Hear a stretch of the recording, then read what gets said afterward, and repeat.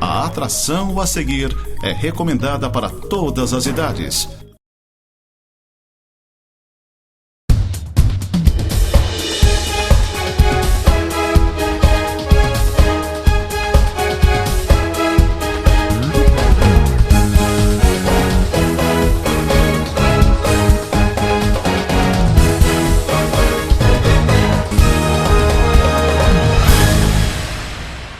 Muito bem, amigos, cá estamos nós de volta com mais uma edição do nosso Tema Livre aqui na Nova Era TV, sempre registrando a presença do Céu nos bastidores, nos acompanhando, e vocês visualizam aqui comigo, aqui à minha direita, a Isabel Baggio, ela que é a diretora institucional do Instituto Baggio, da cidade de Lages, também presidente do Banco da Família.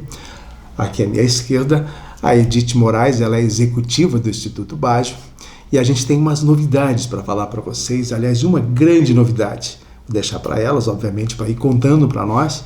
Mas, enfim, é esse o assunto que nos traz aqui no Tema Livre. Eu quero rapidamente cumprimentá-las e depois a gente começar esse bate-papo. Isabel, que bom ter você por aqui de novo. Prazer, Paulo. Prazer muito grande estar aqui na Nova Era, nossa grande parceira, através do Céu, amigo querido.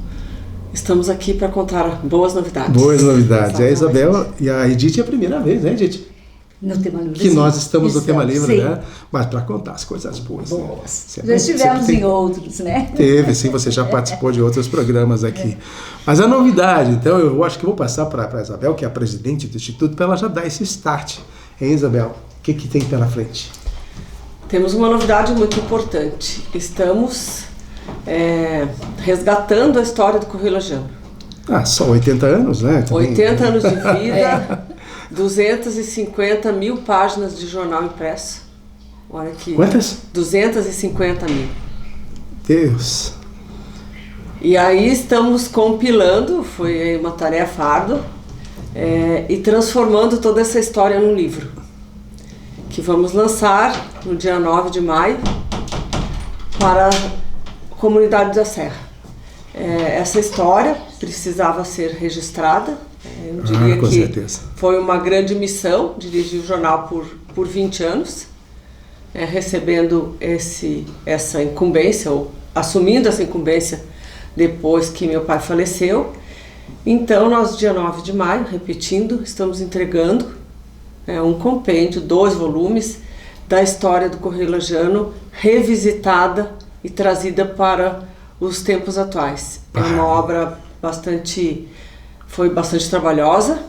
A Edith pode contar melhor, porque ela liderou esse ela estava até processo. falando com a gente aqui agora há pouco, que, meu Deus do céu, armários e armários de fotografias e que, nossa, Edith, né? Imagina a complexidade disso tudo. Sim, foram 3 anos trabalhando em cima desse material todo. Como disse a Isabel, são 250 mil páginas, elas foram digitalizadas. A partir da digitalização, nós fizemos uma seleção por décadas dos temas que foram mais abordados, e aí surgiu a ideia de colocarmos isso no livro, colocar fotos, imagens e fazer uma linha do tempo da história. Aquela história que está no nosso cotidiano, nas nossas vivências, nas nossas experiências, e que nós não vamos encontrar em outro lugar, a não ser nas páginas do Correio Lagiano. Quer dizer, o leitor vai pegar desde a história inicial, desde o primeiro dia do jornal, quando ele foi fundado, foi concebido, e aí vem uma série de contagem ao longo dos anos até os tempos atuais. Exatamente. Aí lá nós vamos relatar, sim, a primeira edição, não tem como deixá-la, né? Sim. Mas também temas atuais que continuam hoje na nossa pauta, que continuam hoje na comunicação, que é temas específicos como o aeroporto, como a BR-282, ou ainda, tristemente falando, mas a questão do feminicídio, de todas as coisas e tragédias também que vivemos, como a Chapecoense, né? Sim. Todas essas histórias que fizeram parte de Santa Catarina e da Serra Catarinense especial. Agora, Isabel, é uma emoção bastante grande, né? Você que viveu toda essa experiência desde criança praticamente, quer dizer, praticamente não, desde criança, né? O teu pai lá naquela luta toda, e agora viver essa experiência de trazer à tona toda essa história através de um livro. Sabe, Paulo, eu entendo que isso era a minha missão. Opa! Exatamente.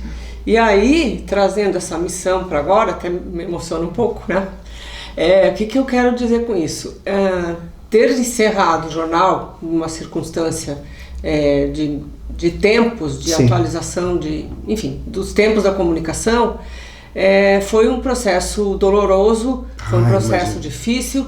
Então, qual foi a ideia?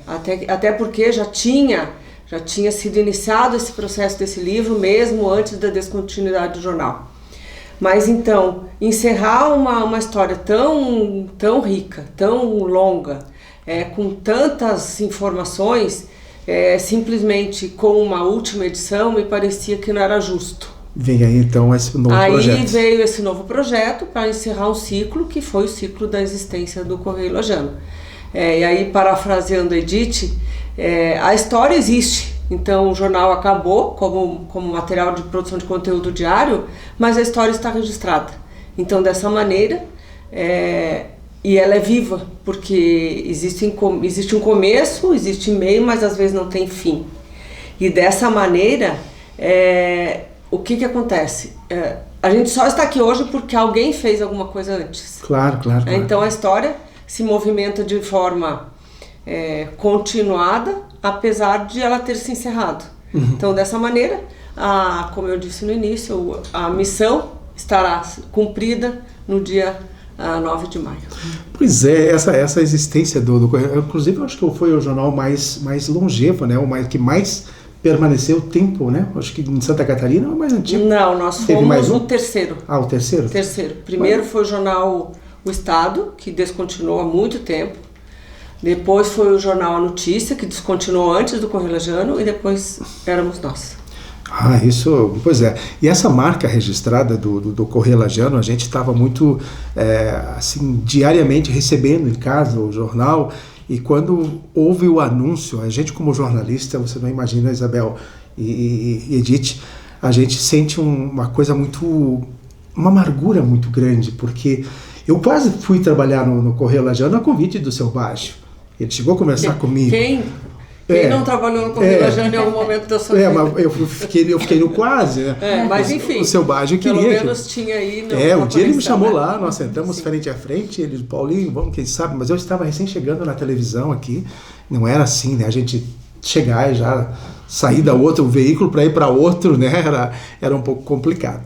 Mas enfim, Edith, e agora? Quais são os passos então que vocês estão trabalhando? A gente tem a data de lançamento, né? Mas assim, quais são os passos? Ele já está pronto, já está editorado, já está impresso? Ele já está pronto. Nós temos aí, como eu falei no início, as edições do Correio Lajano digitalizadas.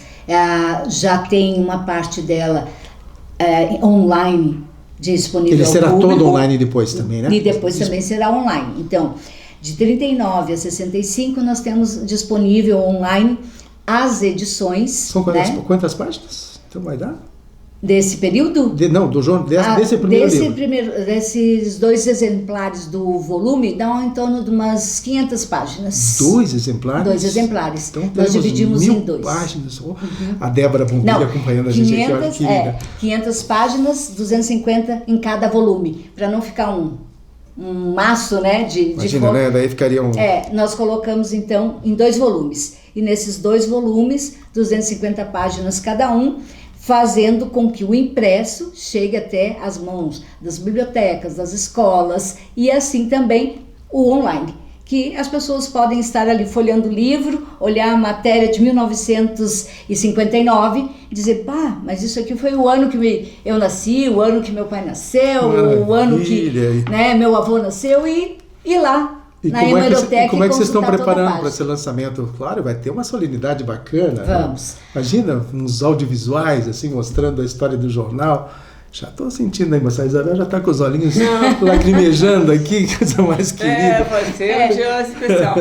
A emoção é muito grande, né, Paulo? Porque a Isabel coloca a questão da missão. Nem todos nós, serranos, valorizamos a cultura.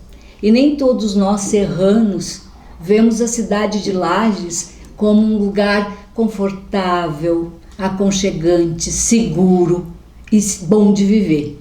Essas páginas do Correio Lagiano trazem justamente essa experiência de que nós vivemos num lugar abençoado e privilegiado. E todo um resgate, né? E quando a família Baggio coloca isso disponível ao público, ela está colocando ali a sua história, o seu trabalho, as suas horas incansáveis de fazer do jornal Correio Lagiano um veículo de comunicação que fosse, para a época, muito além do que ele apresentava nas suas folhas impressas quando chegava na casa dos leitores. Havia uma equipe por detrás disso, que tinha pesquisa, leitura, cursos, horas de aperfeiçoamento, material, equipamento, né? Material eu fui mesmo. Muitas vezes lá, Exato. eu conheci realmente. E aí a comunidade hoje recebe essas matérias e a história do jornal. Mas para o futuro, nós pensamos aí, né, Isabel, em colocar essas histórias também em imagem, em fotos, para que as pessoas entendam todo esse processo do que é e do que foi. Será um volume ilustrativo só de imagens, né? Como legado. O legado da Serra Catarinense, o legado da história da Serra Catarinense nas páginas do Correio Lagiano. Puxa, que coisa bacana. Mas o Instituto não trabalha apenas com esse resgate da história, né? Qual é a função específica do Instituto Baggio hoje, Isabel? O Instituto foi criado com vários propósitos. Primeiramente o cultural. Sim. E o educacional. Então são as duas molas mestras do Instituto. Além disso, nós temos a habilitação para trabalhar com projetos ambientais. Olha. Com projetos esportivos e com projetos ligados ao empreendedorismo. Então, desde 2007 nós desenvolvemos aí, sob a liderança da Edith, esses projetos e, claro, o Instituto sempre foi, o braço forte do Instituto sempre foi o jornal. Mas o Instituto segue fazendo seus projetos, fazendo suas ações, no sentido de contribuir aí com o resgate de coisas tão importantes como a educação e a cultura, né? Nós estamos aqui numa região onde o IDS e o IDH são bastante baixos. Bastante baixo. E isso tudo se deve à falta de cultura e à falta de educação. Eu até comento muitas vezes e faço algumas críticas em meus espaços a falta de valorização, por exemplo, do Licurgo Costa. Uma pessoa foi tão expressiva, não sei, em Santa Catarina, para nós em Lages, e hoje sequer temos uma placa para ele, alusiva a ele, digamos assim. Tem agora uma homenagem que se faz na Câmara de Vereadores, que foi criado num projeto da medalha Licurgo Costa. Enfim, é só como uma exemplificação da falta de atenção aos nossos personagens da história, né? Enfim, de qualquer forma, é apenas um registro. Nós vamos a um rápido intervalo comercial e em seguidinha a gente retoma esse bate-papo aqui com a Isabel e com a Edith. Até já! No ritmo acelerado da vida, cada jornada é uma história, e seu carro é o protagonista dessa narrativa. No Centro Automotivo Irmãos Neto, entendemos a importância de manter essa história sempre em movimento. Uma revisão regular não é apenas sobre manter o motor funcionando, mas é a garantia de segurança e tranquilidade em cada dia que você usa seu veículo. No Centro Automotivo Irmãos Neto, nossa equipe de profissionais está pronta para oferecer um serviço completo. Sabemos que quando seu carro está em boas mãos, você ganha mais do que uma viagem tranquila. Ganha tempo, ganha segurança e ganha a certeza de estar cuidando bem do seu investimento. Agende sua revisão hoje mesmo e dê ao seu veículo o carinho que ele merece. Centro Automotivo Irmãos Neto, seu veículo em boas mãos.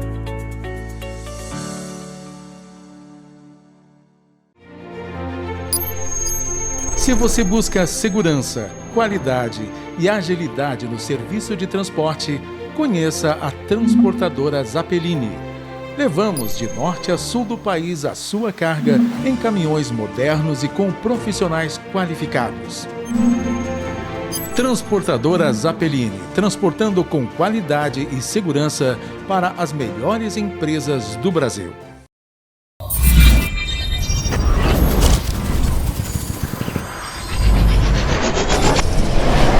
Muito bem, amigos, de volta então com a segunda parte do nosso programa Tema Livre. Eu quero aproveitar e fazer o registro da presença da Débora Bombilho, ela que acompanha também a história do Correio Lagiano há muito tempo. Ela foi colunista social, enfim, e hoje atua também no Instituto Baggio. Vamos falar de uma outra coisa, está vindo aí o festival, né? Novamente. Novamente? 12ª edição. 12ª edição. Exatamente. Vamos contar. Com pandemia e tudo. Não. Que Nós coisa. não nos dobramos Agora à a pandemia pandemia. da dengue agora. Não, mas as coisas se resolvem. Mas nós não nos dobramos à pandemia. Vocês não se dobraram, é verdade. Não, é verdade, gente. Foi mais forte, vamos dizer assim. E Com resolvemos... todo cuidado, mas foi feito. Sim. Nós resolvemos, mesmo com as dificuldades, fazer os eventos nas igrejas, onde era permitido o público com restrição, e fizemos o festival. Eu lembro. Claro que menor, evidentemente, por conta do movimento das pessoas e dos alunos que não vieram, dos professores que vieram em forma reduzida, mas de qualquer maneira nós fizemos, e foi bastante positivo não ter interrompido esse processo. E depois da pandemia nós começamos a retomar o crescimento do festival, e a cada ano ele volta a crescer, tendo como referência o maior de todos, que foi em 2019. Então, de 21 a 27 de julho, estaremos aí de novo fazendo o Festival Internacional de Música. Temos programações aí para municípios vizinhos, temos programações que vão permear todo o mês de julho, no sentido de nós começarmos a divulgar para a região o festival e, consequentemente, o convite para as pessoas virem assistir o festival naquela semana. E a Ivete desdobrando na organização, né, Ivete? Sim, Edith se desdobrando. Perdão. A Edith se desdobrando, você se desdobrando na organização. Na organização. Já estamos aí com 23 músicos confirmados, 80 bolsistas que vão estar participando, mais coral adulto e infantil, e também o balé, que vai estar fazendo a abertura aí na semana do festival, lá no auditório do Bom Jesus, Colégio Bom Jesus, onde temos uma infraestrutura maravilhosa, com estacionamento, acessibilidade. O colégio ajuda nesse ponto, né? Bom. Temos que agradecer já que muito. o Marajoara está naquela história, né? Aquela enrolação, seria o palco, né? No caso. Durante 10 anos nós estivemos no Marajoara.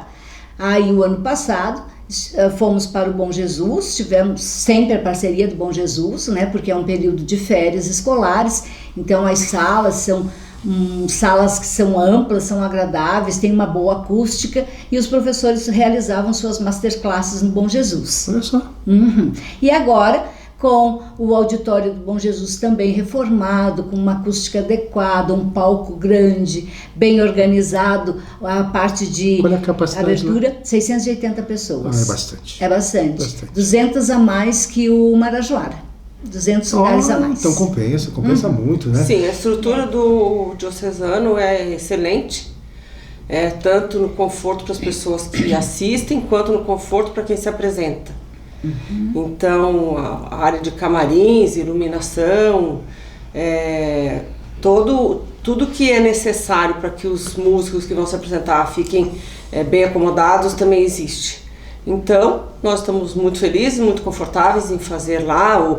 Foi avaliado pelo diretor artístico para analisar a acústica e tudo mais, e isso tudo ficou a contento. Então, estamos bem instalados. O diocesano é nosso parceiro já de longa data. A gente falou da estrutura até para o pessoal estacionar, as ruas são mais amplas, enfim. Exatamente. É diferente daquela ruazinha da Nereu Ramos ali, né? Então o pessoal se apavora tanto nessa questão. E você já tem algo sobre a programação, sobre quem virá?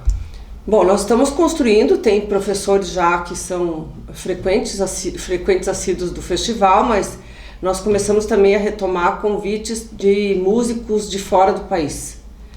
Porque na pandemia, lembram que não podia viajar, as pessoas não podiam se locomover e tudo mais. Então agora nós estamos retomando também com alunos e professores de outros países, que foi sempre uma característica do festival, trazer pessoas inclusive de outros países, e citando aqui também de outros estados.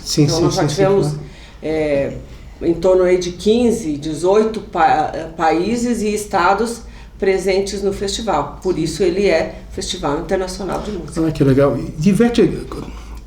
Edith, estou com a cabeça da Ivete, não sei que Ivete, Mas não, me perdoe. Não tem Ivete na vida. Não tem. É outro nome.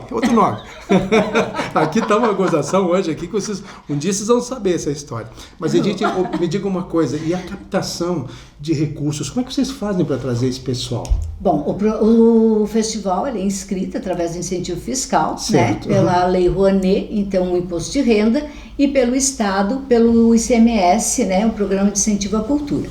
Atualmente, nós temos aí encontrado algumas resistências, algumas dificuldades, né, Isabel, por conta da situação econômica do país e também pelas questões legais que se cercam esse mundo, esse meio é por dos captação, projetos. então, por isso que vocês conseguem levar o pessoal só a convite para participar. Eu tinha essa curiosidade, viu, Isabel, porque é muito grande a organização e esses artistas de renome, eu fico pensando, mas como é que essa gente traz? Claro, tem a captação de recursos, né, para que possa... Sim, falar um pouquinho da Lei Rouanet, Paulo,